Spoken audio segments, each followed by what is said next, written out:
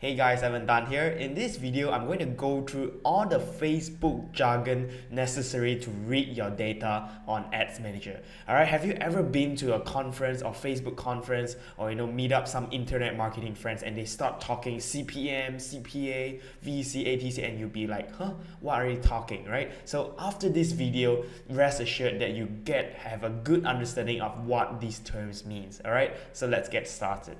Alright, so we'll go through one by one. Alright, so delivery. So basically delivery means whether your delivery is active or not active, right? Very, very simple and straightforward. Alright, so next up is reach, okay?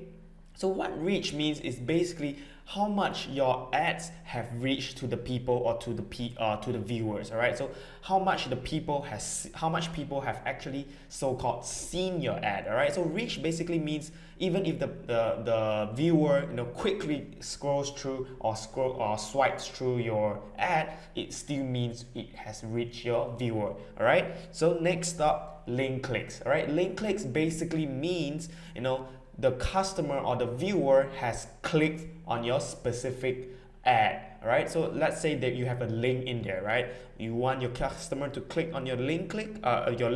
It means one link click means one customer have actually clicked on your ad.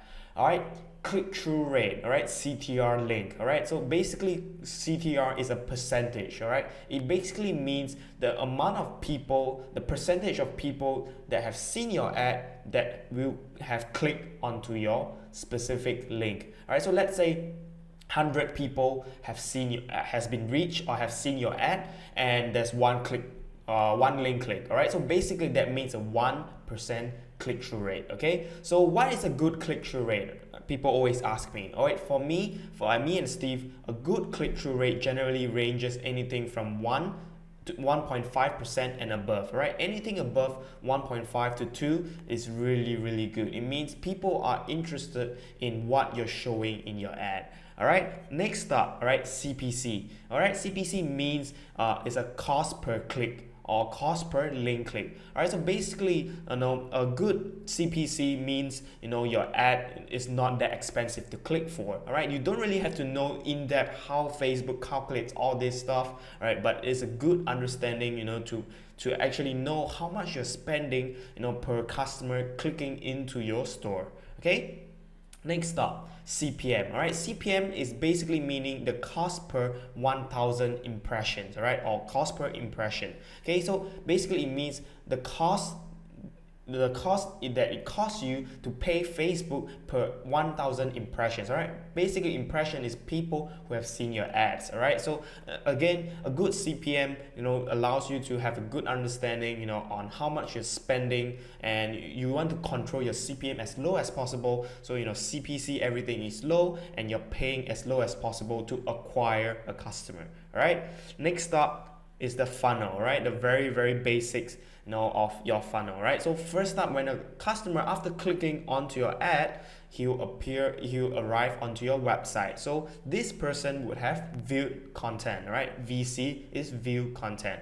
All right, so that's the first step of the funnel. Right, so after the person has viewed content, the next step in the funnel will be add to cart. All right, so after the customer clicks the add to cart button, all right, he'll go onto the add to cart page. All right, and lastly, all right, will be the purchase. All right, in between ATC and purchase, there's another one called initiate checkout or IC. All right, a lot of people don't really check that because most of the time it's very hard to see the drop-off rate between the IC and purchase. All right, it's very hard to determine a good drop-off rate. All right, but it is easier for you to see the drop-off rate from ATC to purchase.